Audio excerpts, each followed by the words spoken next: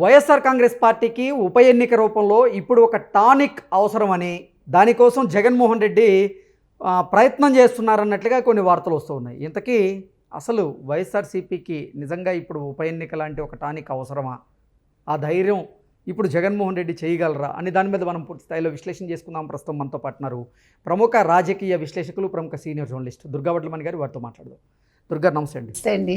దుర్గారు, ప్రస్తుతం వైఎస్ఆర్సీపీకి ఉప ఎన్నిక రూపంలో ఒక టానిక్ అవసరమని దానికోసం జగన్మోహన్ రెడ్డి ఎదురు చూస్తున్నారన్నట్లుగా కొన్ని వార్తలు వస్తూ ఉన్నాయి. ఈ వార్తలను ఎలా చూడాలి? అంటే ఇప్పుడు ఇవాళ మీకు జూబ్లీ హిల్స్ ఉప ఎన్నిక జరుగుతోందండి. ఈ ఉప ఎన్నిక అనేది మాగంటి గోపీనాథ్ గారి మరణంతో వచ్చింది. ఇది మాగంటి గోపీనాథ్ గారి మరణంతో ఏర్పడిన ఖాళీని పూరిస్తున్నారు వాళ్ళు. సో ఇవాళ బీఆర్ఎస్కి ఒక ఊపిరి పోసింది ఇది ఉప ఎన్నిక అనేది. ఏ రకంగా వాళ్ళు ప్రజల్లోకి వచ్చి ఆన్లైన్ ఆఫ్లైన్ రెండూ కూడా వాళ్ళు వాడుకుని చాలా పెద్ద ఎత్తున ప్రచారం చేసుకోగలిగారు. మేము ఉన్నాం సుమా, మా పార్టీ జవజీవాలతోటే ఉంది అని ప్రూవ్ చేసుకోవడానికి ఒక అవకాశం వచ్చింది వాళ్ళకి. నిజంగా చెప్పాలంటే వాళ్ళు చాలా చక్కగా వినియోగించుకున్నారు. సరే, గెలిపోవటంలో పక్కన పెట్టండి. వాళ్ళ బీఆర్ఎస్ గెలుస్తుందా లేకపోతే కాంగ్రెస్ గెలుస్తుందా అంటే కాంగ్రెస్ పనిన వ్యూహంలో వీళ్ళు ఏమీ చేయలేరు. ఒక రకంగా ఒకవేళ కాంగ్రెస్ గెలిస్తే అది కాంగ్రెస్ గెలుపు కాదు. ఒక రకంగా వాళ్ళు ముస్లిమ్స్కి మద్దతు ఇవ్వటం వల్ల వచ్చిన గెలుపు తప్ప ఇండివిజువల్ గెలుపు అవ్వదు. అది కాంగ్రెస్ వ్యక్తిగతంగా గెలిచినట్టు కాదు అది. అయితే దీనికిను వైసీపీకి సంబంధం ఏంటండి? ఇక్కడ ఉప ఎన్నిక ఒకవేళ ఎవరు గెలిచినా దానివల్ల వాళ్ళకి ప్రయోజనం ఏంటి అని మీరు అడగచ్చు. వైసీపీ కావచ్చు, లేదు జగన్మోహన్ రెడ్డి కావచ్చు. ఇప్పుడు జగన్మోహన్ రెడ్డికి ఏంటంటే చాలా తహతహలాడుతున్నాడు ఆయన కూటమి వచ్చిన రెండో రోజు నుంచే ఆయన కూటమి మీద నిప్పులు చెరగటం మొదలుపెట్టాడు. లేనిపోయిన అపవాదులు వేస్తూ వచ్చాడు. చాలా నెగిటివిటీని ఆయన ప్రచారం చేయటం మొదలుపెట్టాడు. కానీ ఇవేవి ఇంకా వర్కౌట్ అవ్వట్లేదు. అయితే మేము చెప్పింది కరెక్టు, ప్రజల్లో వ్యతిరేకత ఉంది కూటమి ప్రభుత్వం మీద అనేదాన్ని నిరూపించాలంటే ఇప్పుడు ఒక ఉప ఎన్నిక చాలా అవసరం ఆంధ్రప్రదేశ్లో. మరి ఉప ఎన్నిక ఎలా వస్తుంది, ఏ రకంగా తీసుకురాగలరు అంటే, ఒకటి పొంగనూరు ఎవరు? పెద్దిరెడ్డి. లేదంటే పులివెందుల ఎవరు? జగన్మోహన్ రెడ్డి. ఆ మధ్యన జగన్మోహన్ రెడ్డి చెప్పారు కదా, నేను రిజైన్ చేస్తాను, ఎంపీగా పోటీ చేస్తాను అంటూ. అయితే మళ్ళీ ఎంపీగా పోటీ చేయటం కంటే రాజీనామా చేసేసి మళ్ళా పులివెందుల్లో తనే నిలబడి ఉప ఎన్నిక వస్తే అప్పుడు తను ఏమడుగుతాడు ప్రజలని అంటే, ఇప్పుడు ప్రజల్లో వ్యతిరేకత ఉంది అనేది అతనికి తెలుసు, అందరికీ తెలుసు. మరి ఈ సమయంలో అతను ఇలాంటి నిర్ణయం తీసుకుంటారు. ఇప్పుడు వైఎస్ఆర్సీపీకి పొంగనూరు అసెంబ్లీ నియోజకవర్గం ఎమ్మెల్యేగా పెద్దిరెడ్డి రామచంద్రారెడ్డి ఉన్నారు. అక్కడ ఉప ఎన్నిక వచ్చేటువంటి అవసరం ఉందంటారా? అంటే అదే ఇప్పుడు వాళ్ళు అనుకోవడం ఏంటంటే, ఐదర్ పెద్దిరెడ్డి ఆర్ జగన్మోహన్ రెడ్డి ఎవరో ఒకరు రాజీనామా చేసేసి మళ్ళా ఉప ఎన్నికకి వెళ్ళాలని. అయితే ఇప్పుడు పెద్దిరెడ్డి కంటే కూడా జగన్మోహన్ రెడ్డి వెళ్తేనే బాగుంటుందని వాళ్ళ పార్టీలో ఎటువంటి సాకులు అంటే, అసెంబ్లీకి వెళ్ళటం లేదు కాబట్టి నేను అసెంబ్లీకి వెళ్ళను, నాకు ప్రతిపక్ష నేత హోదా ఇవ్వలేదు కాబట్టి నేను రాజీనామా చేస్తున్నాను, నేను మళ్ళీ ఎన్నికలకు వెళ్తాను, నన్ను ప్రజలే ఎన్నుకుంటారు అంటే ప్రజల దగ్గర తీర్పు అడుగుతాడు అనమాట. నాకు ప్రతిపక్ష నేత ఇవ్వట్లేదు, మీరు ఇవ్వాలి అంటే మీరు నన్ను గెలిపించండి అని అడుగుతాడు. దానికి పిచ్చితనమే అనుకోండి, దానికి అర్థం ఉండదు, కానీ ఆయన చేయదలుచుకుంటే అట్లా కూడా చేస్తాడు. అయితే ఇప్పుడు 11 మంది ఎమ్మెల్యేలు కూడా దాన్ని నమ్ముతున్నారు. అంటే ప్రజల్లో వ్యతిరేకత ఉంది కూటమి ప్రభుత్వం మీద అనేది వైసీపీలో ఒక బలంగా ఒకటి నాటుకుపోయింది. అది అంటే ప్రజల్లో నాటుకోలేదు.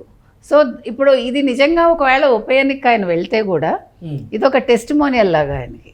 ఇప్పుడు ఓడిపోయాడు అనుకోండి, ఇంకా అయిపోయింది రాజకీయంగా, ఆయన భవిష్యత్ ఇంకా లేదు ఆయనకి. ఇంకా నెక్స్ట్ ఉండేది కూటమే, నో అపోజిషన్. సో నిజంగా అంత ధైర్యం జగన్మోహన్ రెడ్డి చేస్తాడా?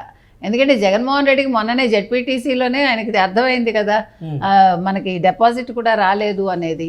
మరి ఇప్పుడు ఇలాంటి సలహాలు ఇస్తే ఎవరైనా ఇది పిచ్చి సలహా అనుకుంటాడా, ఈ సలహాని పాటిస్తాడా? దీని వెనకాల కూడా సజ్జలే ఉన్నారా, ఎవరున్నారు అనేది తెలియాలి. మరి సజ్జలు చెప్తే వింటాడా ఈయన? ఇప్పుడు సజ్జలే అంతా కాబట్టి నిన్న కూడా సజ్జలే కదా తెర ముందుకు వచ్చారు. కాబట్టి ఏం జరుగుతుంది అసలు ఉప ఎన్నిక అనేది ఇక్కడ తెలంగాణలో ఎంత కీలకంగా ఉందో, అంటే ఇప్పుడు ఒకవేళ బీఆర్ఎస్ నెగ్గింది అనుకుందాము, ఈ ఉప ఎన్నిక అనేది నెగ్గితే కనుక అయితే బీఆర్ఎస్కి ప్రాణం పోసినట్టే పార్టీకి ఖచ్చితంగా. ఒకవేళ ఓడిపోయినా కూడా వాళ్ళు ట్రయల్స్ అయితే వేశారు మ్యాక్సిమం. సో ఇప్పుడు ఆంధ్రప్రదేశ్లో ఏదైనా ఉప ఎన్నిక జరిగి ఆ ఉప ఎన్నికల్లో నిజంగా వైఎస్ఆర్సీపీ కనుక గెలిస్తే ఆ పార్టీకి మళ్ళీ జవసత్వాలు నింపుకునేటువంటి అవకాశం ఉంటుందని జగన్మోహన్ రెడ్డి భావిస్తున్నాడా? అందుకే ఉప ఎన్నిక కోసం జగన్మోహన్ రెడ్డి ఎదురు చూస్తున్నాడా అంటే ఏం చెప్తారు? ఖచ్చితంగా అందుకే ఎదురు చూస్తున్నాడు ఆయన. ఆయనకి ఎలాగో ఒకలాగా ప్రజల్లోకి వెళ్ళాలి. ఇప్పుడు ఏ మొహం పెట్టుకుని వెళ్తాడు పులివెందుల? ఇప్పుడు రాజీనామా చేసేసాడు అనుకోండి, ఇగో చూసారా మీ జగన్మోహన్ రెడ్డికి ఎంత దమ్ముందో ధైర్యం ఉందో, నేను ఎమ్మెల్యేగా రాజీనామా చేసి మళ్ళీ మీ ముందుకు వస్తున్నాను ఓటు అడగడానికి, నన్ను మీరే గెలిపించాలి, టీడీపీని గెలిపించకండి అని చెప్తాడు. ఒకవేళ నిజంగా ఇప్పుడు మనం మొన్న జెడ్పీటీసీ ఎన్నికలు చూసాం కాబట్టి ఈసారి కనుక అలాంటి పని చేస్తే జగన్మోహన్ రెడ్డి ఖచ్చితంగా గెలుస్తాడా అనేది ఒక సందేహం.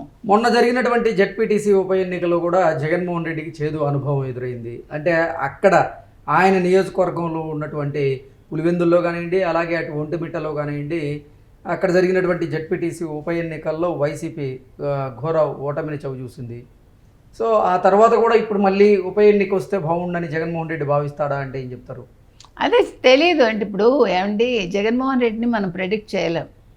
సడన్గా డెసిషన్ తీసుకుంటారు కాబట్టి ఇది జరిగే అవకాశాలు ఉన్నాయి. అంటే లేవని మీరు పూర్తిగా కొట్టేయలేరు.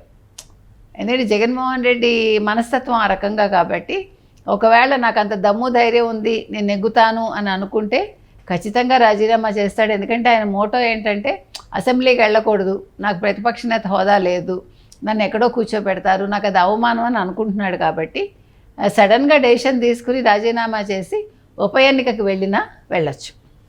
ఓకే, అంటే ఉప ఎన్నికకి వెళ్తే మరి పరిస్థితి ఎలా ఉంటుంది అంటారు? గెలుస్తానని అనుకుంటున్నాడు ఆయన, అనుకుంటాడు. ఓకే, క్షేత్రస్థాయిలో పరిస్థితి ఎలా ఉంది? క్షేత్రస్థాయిలోనే కష్టం అంటున్నాను నేను. ఎందుకంటే ప్రజలకి జగన్మోహన్ రెడ్డి మీద నమ్మకం పోయింది. ఇప్పుడు ఓడిపోయాక ఒక్కసారి కూడా నియోజకవర్గానికి వెళ్ళాల, అసలు ఓడిపోయాక వెళ్ళాలి. ఇప్పుడు లోకేష్ ఏం చేశారు, ఓడిపోయాక 5 ఏళ్ళు ఆయన నియోజకవర్గాల్లో తిరిగాడు, బాగా వాళ్ళ కష్టసుఖాలు తెలుసుకున్నాడు, వాళ్ళకి ఏం కావాలో చేస్తానని ప్రామిస్ చేసి అప్పుడు వీలైనవి చేశారు. ఇప్పుడు ఒక మంత్రిగా తను ఎమ్మెల్యేగా తను చేయాల్సినవన్నీ చేస్తున్నారు. సో రాజకీయ నాయకుడు అనేవాడు గెలిచినా ఓడినా ప్రజల్లోనే ఉండాలి, అది ప్రాథమిక సూత్రం.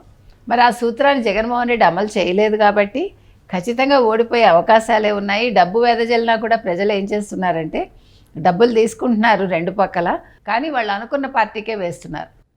కాబట్టి జగన్మోహన్ రెడ్డి ఎంత డబ్బులు పంచినా కూడా అతను ఓడిపోవడం ఖాయం. ప్రజలైతే డబ్బులు తీసుకుని తెలివిగా ఎవరికి ఓటేయాలో వాళ్ళకి వేస్తారు. ఓకే అండి, థ్యాంక్ యూ.